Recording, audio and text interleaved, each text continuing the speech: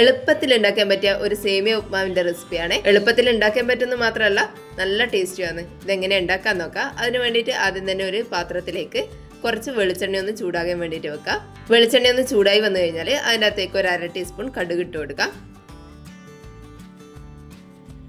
കടുകെല്ലാം ഒന്ന് പൊട്ടി വന്നു കഴിഞ്ഞാൽ ഇതിൻ്റെ അകത്തേക്ക് ഒരു 1/2 ടേബിൾ സ്പൂൺ ഉഴുന്ന് ഇട്ട് കൊടുക്കാം. മുഴുവനായിട്ടുള്ള ഉഴുന്നോ അല്ലെങ്കിൽ ഉഴുന്ന് പരിപ്പോ ഏത് വേണമെങ്കിലും ഉപയോഗിക്കാം. ഉഴുന്നിന്റെ കളറ് ചെറുതായിട്ടൊന്ന് മാറുന്നവരെ ഇതുപോലെ ഒന്ന് വഴറ്റി കൊടുക്കാം. ഇനി ഇതിൻ്റെ അകത്തേക്ക് കുറച്ച് കാഷ്യൂ നട്ട്സും കൂടി ഇട്ട് കൊടുക്കാം. കാഷ്യൂ നട്ട്സ് അല്ലെങ്കിൽ നിലക്കടല ഇട്ട് കൊടുത്താലും മതി. ഇനി അതൊന്ന് മൂപ്പിച്ചെടുക്കാം.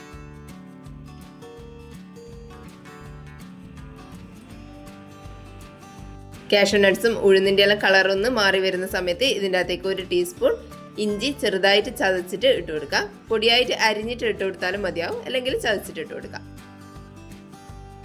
അതൊന്ന് വഴറ്റിയെടുത്തതിന് ശേഷം അതിൻ്റെ അകത്തേക്ക് ഒരു പച്ചമുളക് ഇതുപോലെ കീറിയിട്ട് കൊടുക്കാം. ഇനി ഇതിൻ്റെ അകത്തേക്ക് ഒരു പിടി കറിവേപ്പില കൂടി ഇട്ട് കൊടുക്കാം. ഇനി ഇതും കൂടി ഒന്ന് വഴറ്റിയിട്ടെടുക്കാം. ഇനി ഇതിലേക്ക് ഒരു മീഡിയം വലുപ്പത്തിലുള്ള സവാള ചെറുതായിട്ട് അരിഞ്ഞിട്ട് ഇട്ട് കൊടുക്കാം. സവാള പെട്ടെന്ന് വഴന്നു വരാൻ വേണ്ടിയിട്ട് ഒരു 1/2 ടീസ്പൂൺ ഉപ്പിട്ട് കൊടുക്കാം. എന്നിട്ട് ഇത് നന്നായിട്ടൊന്ന് വഴറ്റിയെടുക്കാം.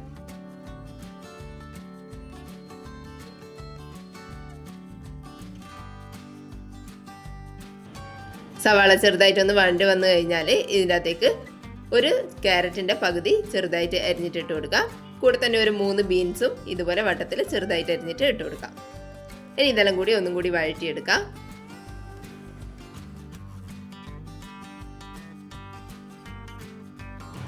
ഇനി ഇതിൻ്റെ അകത്തേക്ക് കുറച്ച് മഞ്ഞൾപ്പൊടി ഇട്ട് കൊടുക്കുക. ഒരു കളറിന് വേണ്ടിയിട്ടാണ്. മഞ്ഞൾപ്പൊടി ഇടണമെന്ന് നിർബന്ധമൊന്നുമില്ല. ചെറിയ ഒരു കളറിന് വേണ്ടിയിട്ട് ഒരു 1/4 ടീസ്പൂണിൻ്റെ പകുതി മതിയാകും. അത്ര മഞ്ഞൾപ്പൊടിയും കൂടി ഇട്ടിട്ട് നന്നായിട്ടൊന്ന് വഴറ്റിയിട്ടെടുക്കാം. ഇതുപോലെ ഒന്ന് വഴറ്റിയെടുക്കുമ്പോൾ തന്നെ ക്യാരറ്റും ബീൻസെല്ലാം വെന്ത് വരും. അതുവരെ ഇതുപോലെ തന്നെ ഒന്ന് വഴറ്റിയെടുക്കാം. ഇനി ഇതിൻ്റെ അകത്തേക്ക് ഒരു 1.5 കപ്പ് വെള്ളം ഒഴിച്ചു കൊടുക്കാം. സേമിയത്തിൻ്റെ അളവിനനുസരിച്ചിട്ട് വേണം വെള്ളം ഒഴിച്ചു കൊടുക്കാൻ വേണ്ടിയിട്ട്. ഉപ്പുമാവിന് വേണ്ടിയിട്ട് സേമിയ വാങ്ങുന്ന സമയത്ത് ഈ പാക്കറ്റിൽ തന്നെ എത്ര വെള്ളം വേണം എന്നുള്ളതും കൂടി എഴുതിയിട്ടുണ്ടാവും. അതനുസരിച്ചിട്ട് വെള്ളം എടുത്താലും മതിയാവും. ഇനി ഇതൊന്ന് തിളപ്പിച്ചെടുക്കാം. നന്നായിട്ട് ഇതുപോലെ തിളച്ച് വന്നു കഴിഞ്ഞാൽ ഇതുപോലെ തിന്നായിട്ടുള്ള സേമിയ അതിൻ്റെ അകത്തേക്ക് ഇട്ട് കൊടുക്കാം. വലിയ സേമിയ വെച്ചിട്ട് ചെയ്യാം. ഇതുപോലത്തെ സേമിയ വെച്ചിട്ട് ചെയ്യുമ്പോൾ നല്ല ടേസ്റ്റി ആയിരിക്കും. ഇനി ഇതൊന്ന് മിക്സ് ചെയ്ത് കൊടുക്കാം. ഫ്ലെയിം ഒന്ന് മീഡിയത്തിൽ വെച്ചിട്ട് വേണം ഇതൊന്ന് മിക്സ് ചെയ്തെടുക്കാൻ വേണ്ടിയിട്ട്. വെള്ളത്തിലിടുമ്പം തന്നെ ഇതൊന്ന് സോഫ്റ്റ് ആയിട്ട് വരും. പെട്ടെന്ന് തന്നെ മിക്സ് ചെയ്ത് കൊടുക്കാം.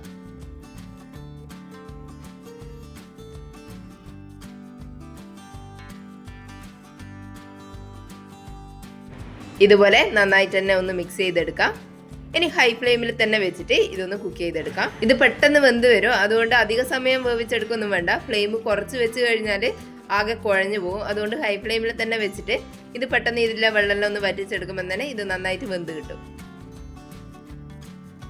വെള്ളമെല്ലാം വറ്റി വരുന്നുണ്ട്. ഇത് ഇടയ്ക്ക് ഇതുപോലെ ഒന്ന് ഇളക്കിയിട്ട് കൊടുക്കുക, അടിക്കൊന്നും പിടിക്കാതിരിക്കാൻ വേണ്ടിയിട്ട്.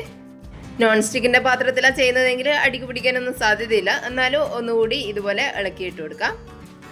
ഇതുപോലെ വെള്ളമെല്ലാം നന്നായിട്ട് വറ്റി വന്നു കഴിഞ്ഞാൽ ഫ്ലെയിം ഓഫ് ചെയ്ത് കൊടുക്കാം.